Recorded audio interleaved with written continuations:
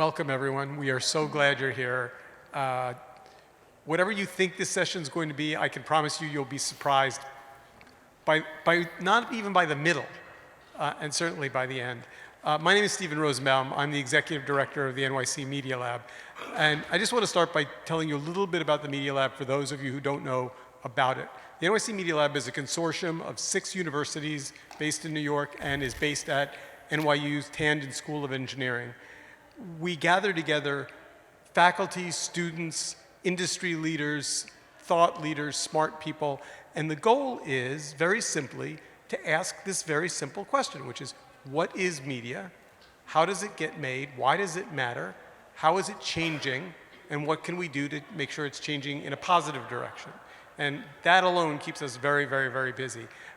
I encourage you to take a look at nycmedialab.org and consider becoming a member if you're not one already. So with that, the Media Lab has an extraordinary community, and we know lots of very smart, interesting people. So the question you may be wondering is, given the value of the South by Southwest stage, why would we bring this guy? No fucking idea. You're about to find out. 7 other people said no. Yeah, there you go. Says no. So a little bit of history of Evan Shapiro, for those of you who don't know his background. Very little, please. He was the president of IFC, the Sundance Channel, and National Lampoon, all at different times. He was the founder of CISO for NBC.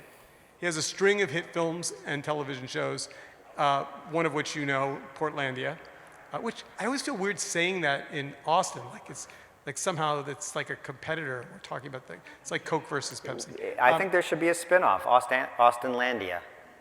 Yeah? You could sell that in the room. And then last but not least, I did not hear overwhelming support for that idea.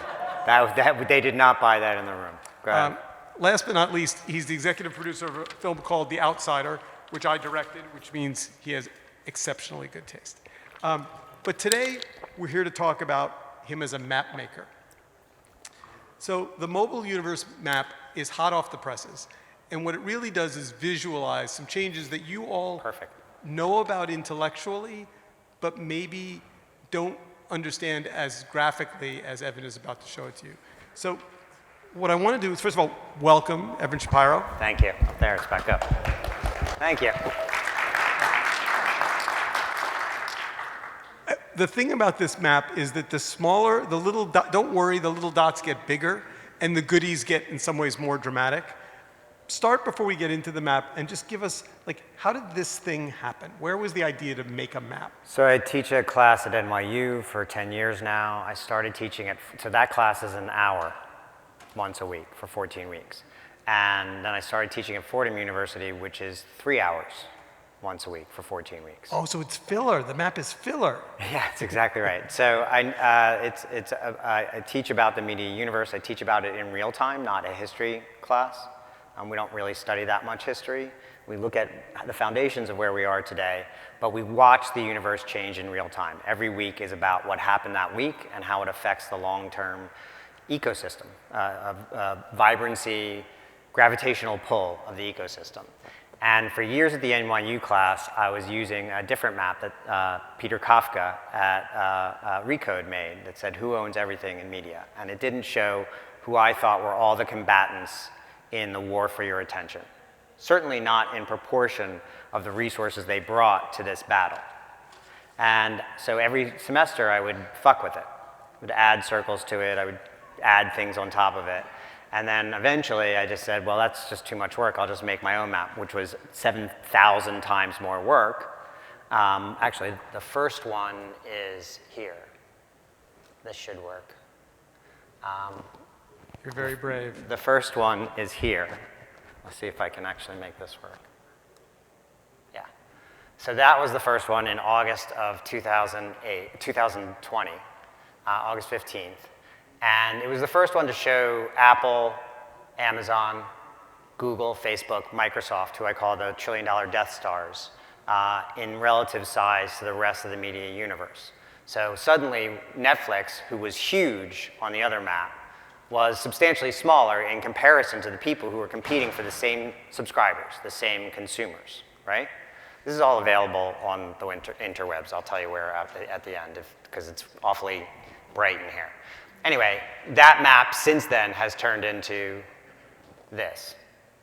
And it's far more complex, and the proportions have changed just a little bit. In fact, now, if you look at this one, Facebook was one of the 5 big trillion-dollar Death Stars, one of the 5 biggest companies on the face of the earth. Now it's not on this map. NVIDIA takes up a bigger portion of this map than Meta does. Anyway, that's how the map started, and that shows the evolution of it from back then to today. So just because you went there, when I saw this version, my immediate reaction was, I thought NVIDIA was like a card company. I thought they made like video processing. How does it get to be in this map? And like, do people email you after you publish and go, no, you're wrong, like you got it wrong? Yeah? Every fucking day, yeah. So NVIDIA, so in order to be on this map, you have to be in the media wars. You have to be in the media wars for attention. You have to be competing for eyeballs or dollars of consumers or portions, in the case of the agency world, which is, if you look at the big, if you see Netflix, which is next to Amazon, next to that is Accenture, which is part of agency land. That's agency zone. They don't necessarily compete for your attention. They sell your attention. But in order to be on this map. But don't just throw, so if we're going to do Accenture, I don't get that one either. I thought they were a consulting company. And they're probably the largest ad agency on the face of the earth. They own Droga. Do you guys know this? Is that right? No. Yeah. Yes, okay. So they own Droga, and they quietly amassed a huge agency business that rivals the other agency holding companies. The other agency holding companies, they're around them. You can see them in relative size, and I can zoom into that region if you want, but I want to answer your question in a second. So Accenture has analytics, data analytics. It sells a ton of different services in media. Its largest sector of it and sexiest sector of it is advertising. Yes, they do a shit ton of other things, 100%. But the only reason they could buy Droga is because they had money generated in other areas of the business which gave them capital to go out and invest in a new part of the media ecosystem. That's why, despite the fact that 100% of their business isn't media, they're on this map, because they're competing for those dollars and those eyeballs, and they have the size matters. Same thing with NVIDIA. NVIDIA makes chips. They make processors. They make software that makes gaming better. That is a big part of who they are, and just processing in general on computers. But they also have GeForce, which is a cloud gaming subscription and storage unit. They have Omniverse, which is an open source gaming creation platform for game developers all over the planet to make games together in real time. It's a version of the metaverse. And they created, through their GeForce cloud subscription, a back door to access Fortnite. Does anybody here know what Fortnite is? Raise your hand if you know what Fortnite is. Raise your hand if you also heard about that Fortnite's owner, Epic, was in a huge battle, an epic battle. See what I did there? An epic battle royale, and if you know what Fortnite is, that's a triple entendre. So Epic is suing Apple over the taxes that Apple charges on in-app sales in the App Store. Again, you mean fees, but you said taxes. I understand. Their taxes, their tolls, or their VIG, as I like to call them, because it's pretty gangster. So NVIDIA created a backdoor subscription where you can get to Fortnite, despite the fact that it's not available in the App Store, in the App Store. They are in the gaming business. That is a subscription, or as I call it, a rundle, a recurring revenue bundle. And so that's why they are on the map. I believe that they'll be the next trillion-dollar media company. They can't buy chips anymore because they were just stopped by the European Union from buying ARM. They have shit tons of money, and they want to be in the living room badly. They just did a deal with Samsung, who's on the map in gray there. They're worth 340. Again, this is hard to see. So let's do some zooming now. Go. Zooming? I'm going to switch to your seat so that I can watch you zoom. So just really quickly, I'll zoom in because you asked about it. This is the advertising agency region. Okay. So Publicis, IPG, Omnicom, WPP, Dentsu, Stagwell, which I had never heard of before, to be honest with you, before I put this region in, and Accenture. And Accenture is huge because they are worth $200 billion. Yes, they have a shit ton of other things they do, but the only reason they got in the business of the ad agent, built the largest ad agency in this group, is because they have the resources to do it. It's the same thing as comparing Amazon to Netflix, right? Yes, Amazon does a shit ton of other things that Netflix doesn't. That's kind of the point. Last year, Amazon's advertising business. Who here had ever heard of Amazon's advertising business before I just uttered it? Okay, pretty high percentage. Who hadn't? Who didn't know that Amazon was the fastest growing ad platform on the face of the earth? $31 billion just in advertising at Amazon last year. I think that's somewhere between 5 and 11% of their overall, their cloud service, AWS. The leader of AWS, and welcome to my world, the leader of AWS is now the CEO of Amazon. There's a reason for that. That's part of a larger flywheel that gives Amazon the ability to buy MGM without really having to look through, all they had to do was go through the couch cushions in the executive washroom. So I want to ask a question So about the size matters because they can invest $1 billion in football and $1 billion in Lord of the Rings and $8 billion in MGM in a way that Netflix can't because they have other businesses that aren't necessarily directly related to what you think this map is about, but they matter because they create a gravitational pull that affects the entire map. So you use the word Death Star. So I want to talk about this word for a $1 second. trillion Death Stars, yes. So if we were here a year from today, do these planets get bigger and smaller? Or once they're big, do they just get bigger? So for the first time since I've been doing this map, in the first quarter of 2022, all of the Death Stars got smaller, every single one of them. Meta, which is over here, which used to be, I don't know if you know this, called Facebook. So Meta a year ago was worth $1 trillion. The pandemic was very kind to all the tech companies, all of them. And Meta ballooned. It went up to $1 trillion. It went over $1 trillion for a couple of weeks. And it's since lost 50% of that market cap. You know, you can change your name, but it doesn't change who you are, as we've proved.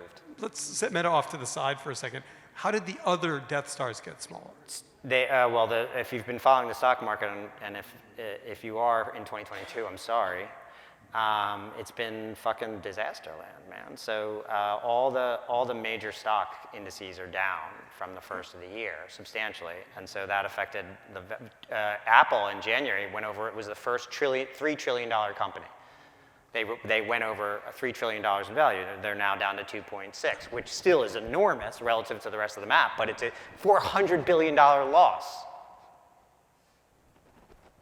Bigger than 2 Netflixes, way bigger than 2 Netflixes. They've lost twice Netflix's value since the beginning of the year. And by the way, it doesn't bother them. But I guess I'm asking a different question though, which is if the market's going up and down and you're going up and down relative to the market, then you could sleep at night knowing that there are other things going on in the world that my question is, does the relative scale of these biggest players make them the incumbent winners?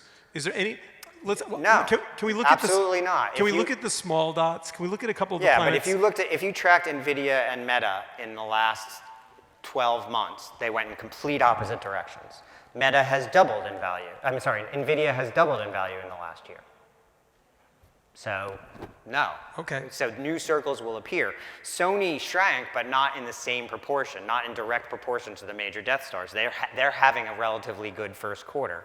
Accenture is having a relatively good first quarter, proving my goddamn point. Verizon had a pretty good first quarter. Disney, relative to its direct competitors, let's zoom in and go to what I call OG Media, and you'll note that I include Netflix in OG Media.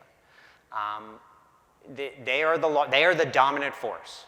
If I was going to pick one survivor from OG Media, it would be Disney. The only one, and it's the only one that I can even think. Like I can't imagine there's not anybody else in the top 3. It's Disney, Disney, and Disney.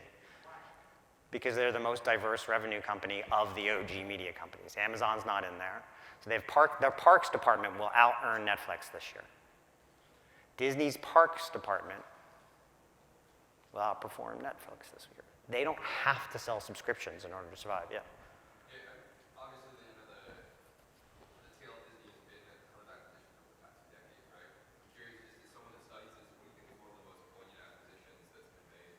At Disney? All right, I'm going to repeat the question. Let's hold off on question just for a minute, because Go ahead. I'll repeat that one so we get it recorded, and then we'll get to questions in a little bit, because there's a whole bunch of them.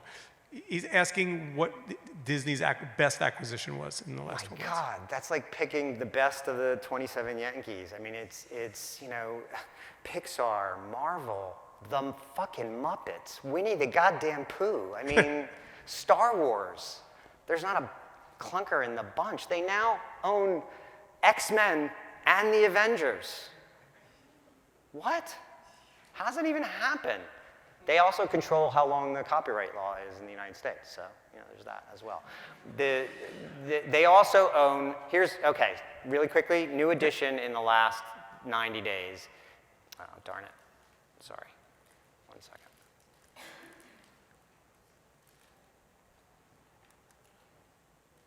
Sorry. That's okay. So Disney's acquisition, you talk about Disney acquisition, I talked about Pixar and Marvel and Star Wars, but perhaps the most important one long term for Disney, and I would say at least in the first quarter of this year, disproportionately more important than anything that I just mentioned. In the first quarter of this year, the main reason Disney had such a great quarter, Netflix did their earnings, and they missed a couple of numbers here and there, and their stock lost $50 billion in a day. Disney did their earnings, and the next day, their stock went really, really high. Why? Does anybody know why? Say again? They crushed their subscription projections by a fucking ton. There's so much gamesmanship in those numbers. Does anybody know what the Disney bundle is? So the Disney bundle is ESPN Plus, Hulu, and Disney Plus. I think it's for $14. It's basically the same price as Netflix, right? By the way, all the ad-free portions. They count each one of the triple play bundle subscribers 3 times. There are 6 million people who have that triple play, that bundle. Of the 130, they're counted as 18, or more than 10%. Woo! They actually bundled a bunch of people without them actually knowing about it, without charging them more, and increased the number in fourth quarter. That was another thing that came out in recent months. But to answer this question, probably the most important acquisition in their performance in first quarter is actually Hotstar, India, which is the Disney Plus of India. It also has the exclusive rights to Indian Premier League cricket. So it is a religious buy.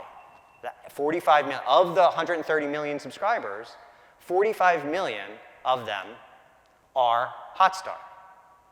So that's why, and because people subscribe to it, not for very much money, but this is the wrong slide. Because they subscribe to it in India religiously, the rights being up is a big deal. So the rights are currently being bid on in India for India Premier League cricket. Disney is bidding, Hotstar is bidding, Sony is bidding, CBS Viacom, now Paramount is bidding. The price is projected to be somewhere between around $5 billion. I think it'll go for closer to 8, which is why Premier League cricket is worth as much as the NHL. So sorry, and that was a new thing. But so the Hotstar India, to me, acquisition is as important to their long-term plans as Marvel, as Pixar. So here's the slightly grim takeaway from what you just described, and that has, I think, some of us who are content creators nervous. If the win for these companies is essentially library acquisition, and for a moment it seemed like Netflix was going to be some version of a good place for creators, their deals with creators notwithstanding. What you're saying here is the real value is in owning either, I mean, the areas you've mentioned, gaming, chips, and library are the 3 circles I made in my head. Did I miss anything? I mean, IP is going to be, in the war for attention, the IP will be the most, the content is king. IP is the most important thing in this food chain because it's what keeps attention. Alphabet's content and Meta's content is you. But it's content, right? So Netflix's content is very expensive. Meta and Google is free. It also comes with ethical dilemmas. Netflix is very expensive, but it comes with less ethical dilemmas. Hopefully this will come on in a second. There you go. And so when you look at who wins here, you know, Amazon doesn't have the greatest library of content, but they do have the greatest marketing platform of anybody on this, because their platform was built to sell things as opposed to giving them away for free ad nauseum. They also have perhaps the greatest recurring revenue subscription membership on this map, the greatest flywheel, the greatest ongoing generator of revenue to the enterprise to experiment than anybody else on the map. So if you all feel a little overwhelmed by the amount of data. Sorry, I went really fast there. No, like for example, I think this is a good time to talk for a second about this Discovery Warner Media merger. Because Warner Media on paper has all of these brands. Oh my God, it's this man. Batman. You know, what? Batman, CNN, HBO Max, HBO. So why is it so small, and why do you not think it's like it? I mean, I didn't make it small. I mean, by the way, this is Netflix's actual market cap, and Warner, I'm estimating that the Disco Brothers marriage will be. I'll let you think about that for a second. The combination is worth $100 billion. We'll see. We'll know in basically 60 days what this enterprise is worth. My bet is it's worth somewhere between $75 and $125 billion, which relative to Netflix's size and Disney's size is accurate here. I've already separated out AT&T. Gosh darn it. I already separated AT&T at their current value because I believe that their valuation is already baked into the separation. So if you look at AT&T's market cap today, I believe the stock market has already said Warner is out, so this is what they're worth, around $168 billion. Discovery Warner, I think, is worth $100 billion because that's basically what AT&T was worth when they announced that they were selling Warner to Disco Brothers, or to Discovery. And I think that's what it will be worth relative to Netflix and Disney. I don't think it'll be worth more than Netflix, do you? All right, so you have two slides that are new that I want to get to. Okay. Before we do that, though, I have to ask this question. You have to give an honest Someone answer. should talk about this slide. Go ahead. What? Go ahead. Like, so the most vehemently angry emails that you get when these, like, what's the strongest criticism of your analysis? And is it always self-serving, like, you got my company wrong? I mean, I'm sure people gripe about things. The most harsh criticism I get is in the comments when I post it. And most of that, someone said to me, put Accenture on here, and I did. Somebody said put NVIDIA on here, and I did. Comments, just comments that I get. It's an open source map to a certain extent, making it a little Web3-y. And I have some Web3 slides in here, which I'm happy to talk about ad nauseum. There's a whole Web3 section, actually. Just since Web3 is the fuck you. Since Web3 is such the hot topic, and I'm not gonna do it. So, but this is Decentraland, right? That's Sandbox. That's Larva Labs, CryptoPunks. That's Yuga Labs, Bored Ape Yacht Club. That's Dapper Lab at $7 billion. This is the kind of Web3 area. You'll see Unity Software is there. Twitter is also there. Discord is there. Roblox is there, making this kind of like a Web3 corridor or a metaverse corridor, especially when you open it up and include Meta in it. And then that goes into the gaming region where Tencent is here. Epic was really angry that I connect them to Tencent. They're owned 40% by Tencent, which is the Chinese government, let's be honest with each other. And they didn't like that I did that. And so I made it a fancier one. So this is the gaming, which also includes Sony. Now you'll notice that a big bubble is missing, which is the Activision bubble. But this is the kind of Web3 corridor here, to a certain extent. I mean, there's other companies that are playing in it. I mean, you can see how much space it actually takes up, right? And it's the main reason that NVIDIA is here, because this is going to be, they have a product that I think describes where we're going, which is the Omniverse, which is an open source game making platform for, by the way, the gaming region here generates 3 to 4x what a lot of the movie region generates up here. So 3 to 4x. Go So, ahead. What was the other- oh, sorry. so Scott Galloway, 2 days ago, came out and essentially said Meta's going to fail. Meta, the company? Yeah. It has. It's done. I mean, we're watching it slowly. I'll take this opportunity. Either they will break up or they will break them. They will be broken up by the government or they will break up themselves. Their path is not sustainable unless they find a subscription product, which is why they're moving into the metaverse so heavily. But can I do the major trends on this map really quickly? Yeah, for sure. So there are four major trends on this map over the next 5 years that will change the shape of this map, okay, and will change the gravitational pull in it. The first is the $1 trillion Death Stars. Can I have my remote? The $1 trillion Death Stars, the remote. Oh, remote. Thank you. The $1 trillion Death Stars are these, the little pointer's not working. All right, so it's the big $1 trillion Death Stars around the ring. Everything that happens on this map will either be something they do or a reaction to the things that they did. So Discovery and Warner marrying each other is a direct result of the fear of these $1 trillion Death Stars, right? I'm actually going to go see if I can. Amazon sells 60% of Starz subscriptions. Amazon, up in the upper left-hand corner, sells 60% of the Starz, which is here in Lionsgate somewhere. There it is. Lionsgate is there, and there's Starz. So Starz sells 60% of their subscriptions through Amazon, paying a tax to Amazon for every single subscription that they sell on there, right? Paramount sells 30% of their subscriptions on Amazon. They sell about 25% of their subscriptions on iTunes. So there's the two biggest, or two of the three biggest $1 trillion Death Stars control. In the United States, Apple controls 60% of sales, actually 70% of sales in the App Store, as far as revenue goes. They are taxing Epic, who complained about being connected to Tencent, I'll remind you. But they're also, they're taking a piece of a lot of these other subscriptions. Sony has Crunchyroll.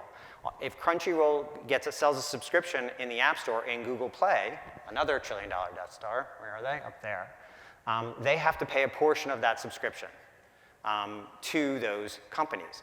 So not only are these companies influencing what happens in the map, they're touching pretty much every other company on the map on a daily basis. Android is today about 6%, 7% of the operating systems on connected televisions in the world.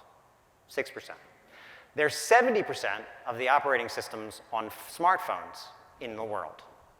70% of the phones, actually, sorry, 60% of the phones on the planet Earth have an operating system from Alphabet called Android. Now they're making huge investments in the operating system of connected televisions. 1 billion connected televisions will be sold on the planet in the next 4 years. Everybody changes their television around 6, 7 years. And that means everybody will have new televisions. If Android controls 70% of the television market sold over the next years, that means they'll sell 700 million televisions. Now, they're not going to get there overnight, but that's their plan.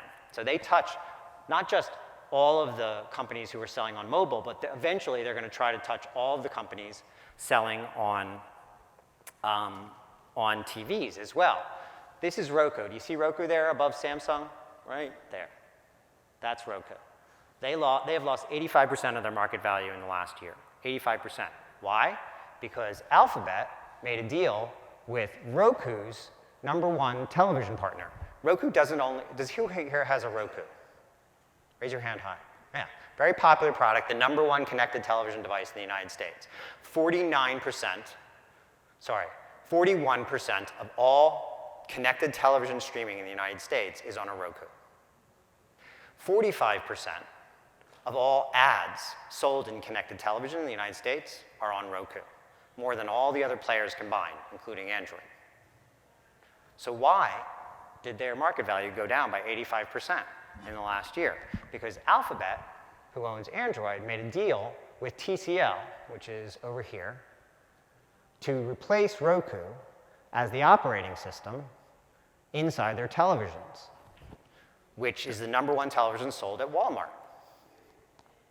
I just So that's how all these big companies touch every other single company on the map. That's trend #1. So, but by way of example, so my living room has had a Roku in it for 5 or 7 years, a long time.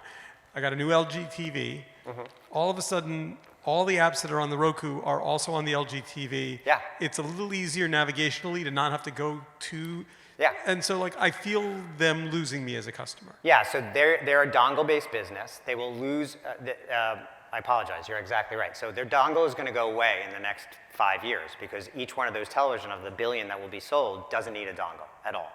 So Roku's big plan was to create an operating system inside TCL and other television sets. Well, TCL replaced them with Android. And Roku doesn't have a very good international footprint. They control 41% of the streaming in the United States. They control 31% of the globe. See how that number went down? That's because around the rest of the world, they only control about 6% of the streaming. 41% in the United States, 6% around the whole rest of the world. So that, one second. So they make a deal to become the operating system in these new television sets. Google is paying sometimes to sell in their operating system to these television sets around the rest of the world. And that is, they may have paid TCL, they may have paid Sony, they made a big deal with. They're going to put all in. Amazon has the #2 dongle in the United States, right? They just launched their own television set. Where do we think a lot of people buy television sets? On Amazon? You think they're gonna favor their own TV set over somebody else's? I don't know, maybe. So let's go to the other trends because I want to make sure we hit them all. So that's #1. So #2, the big trend or the big driver will be the balance. Not a war, not a tug of war, not a battle, but a balance between advertising or single unit sales, so ads or single unit sales, or recurring revenue bundles, subscriptions, right?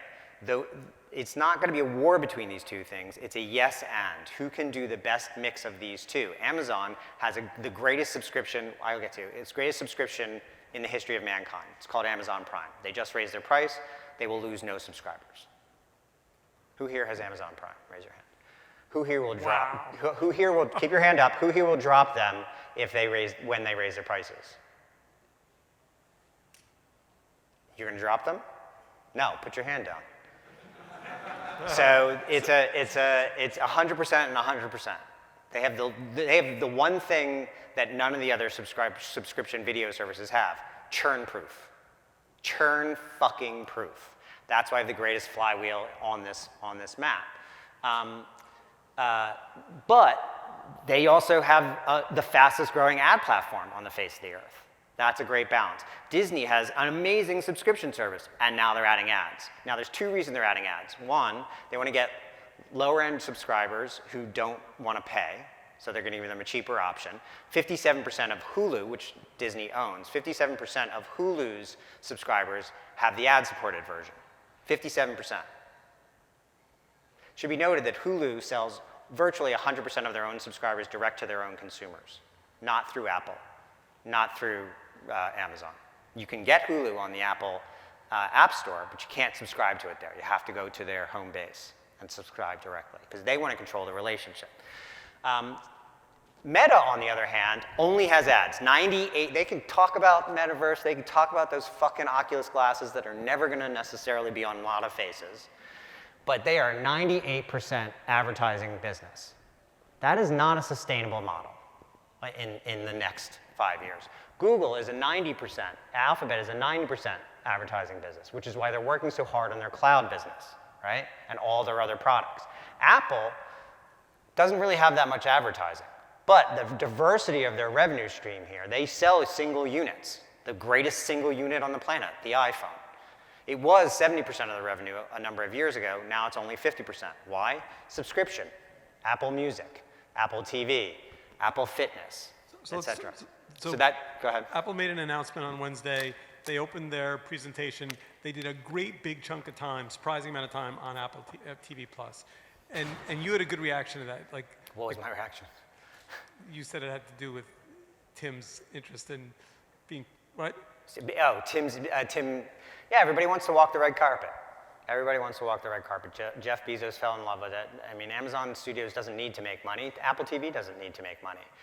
The problem with Apple TV is that they have the highest churn in the business, right? So the opposite of Amazon, 10% churn every month. That means every 10 months they lose 100% of their business. Every time Ted Lasso ends a season.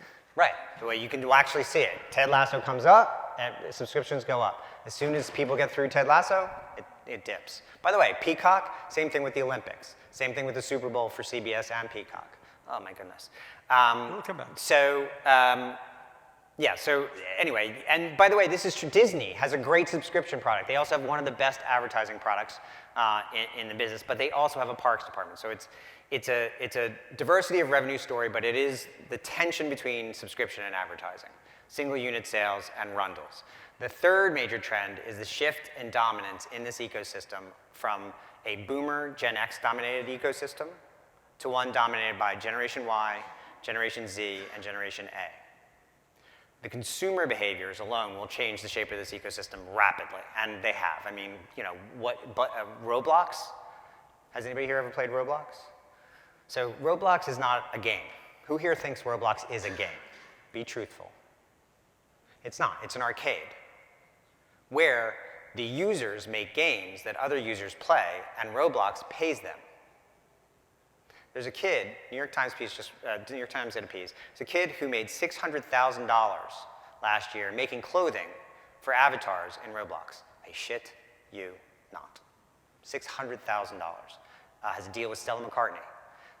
So do you want to? I'll go back to you. That is a completely Gen Z, Gen A driven product for the most part. So the way they consume, what they consume, but also remember that Generation Y is now 40 and parents, right? And Generation Z is now working for you, or you're working for them. Generation Z is entering the workforce. They're graduating at millions a year from college in the United States. They are the most diverse generation that's ever walked the face of the earth. They're also the most oppressed generation that we've ever had in my lifetime anyway. Highest suicide rates. You can go on. I can do a deep dive there. So it's not just the consumers that will drive this, but Generation Z, Generation Y, owners of companies, bosses, programming executives, who gets to tell the stories and why they get to tell the stories and where they're distributed is going to be decided by two generations that we don't really understand all that well. So I can tell you what I think will happen here, but things will change dramatically as they take the helm. So you have two more trends, and then we have. I want to show those other slides because they're good, and then I want So to. that's three. I have one more trend. One more trend, and then we're going to do Q&A with the audience. I'm going to bring a mic to you. So, Okay. So the last trend is so who here remembers when broadcast became broadcast and cable, a war between the two? Raise your hand. Okay. Then who remembers when it went from television versus streaming? Right? That's kind of where we are today, except that it's not. Now it's just television. Streaming and linear are both the same thing, right? It's now corporate content versus creator content. Okay, Roblox, the kid with $600,000, right? The Bored Apes. The top 5 NFT projects are worth $10 billion.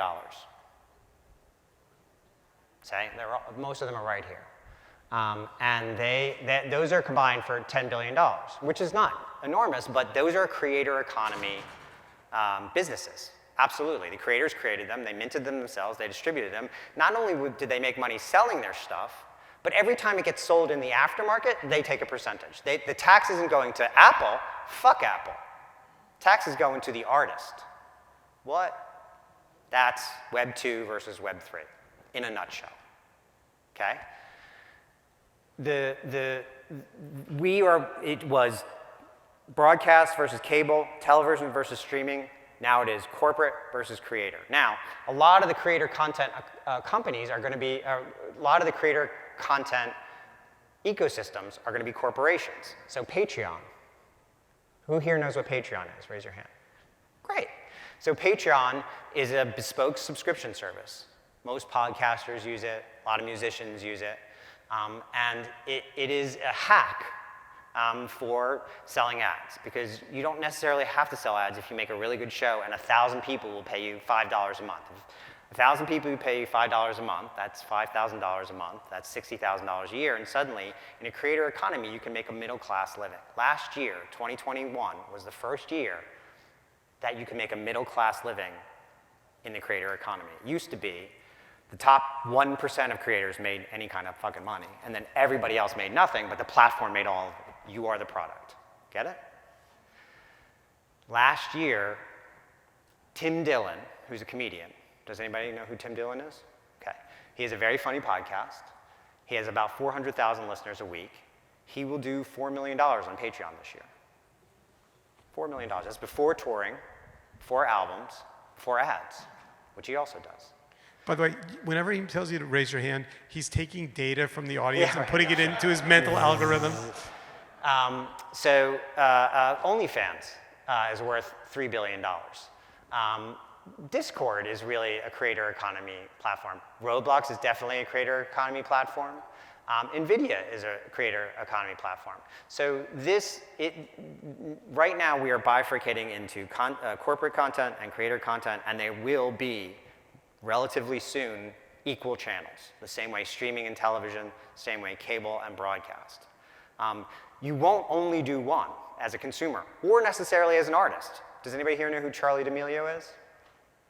So Charli D'Amelio came from TikTok, creator platform. They don't consider themselves a social media platform. If you read everything they say about themselves, they say they are a creator platform. And if you're on TikTok, you know it's true. The first thing you get faced with, make something. And here's tools to make it. Here's music, here's editing, here's all this other really cool shit. Unlike Facebook, or God forbid, Twitter, which makes it impossible to create anything. Impossible, there's so many rules, right? And now TikTok just went up to 10 minutes. Charli D'Amelio became a millionaire on TikTok. Didn't need to do anything. But then she also made a show on Hulu to promote her whole brand and got paid for it. And then also made another show on Netflix called Hype House, which she featured prominently in to promote her shit. And got paid for it. That's a creator economy. Reese Witherspoon, movie star, gets paid by big corporations all the time to make shit, right? She also created Hello Sunshine and created a book club which sells, get this, books, real physical books people actually still read. She optioned all that stuff, turned them into great film and television, sold the company for $1 billion, creator economy. 2 minutes and then we're going to do audience questions. So we are seeing she also has a fucking awesome TikTok, as does Will Smith, whose Instagram feed is probably one of the most powerful things on the face of the earth, along with The Rock's. They don't necessarily need to go through the machine to make their shit. And more often than not, as we're seeing with NFTs, we did an interview. I'm working for a company called D3 as a consultant, and we interviewed Colton, what's his name, from The Bachelor? Colton Underwood from The Bachelor. He's the Bachelor who went through it and then came out. He has an NFT. He is going directly to his deep fans and selling directly to them. He doesn't necessarily need to go through the big corporate gatekeepers. That's the division that we're at. We're there. And I would say by the end of 5 years, the creator economy will be seen as on equal footing to the corporate content, not better than, but equal to corporate content as streaming now is to television. I can finish there. All right, let's do some questions.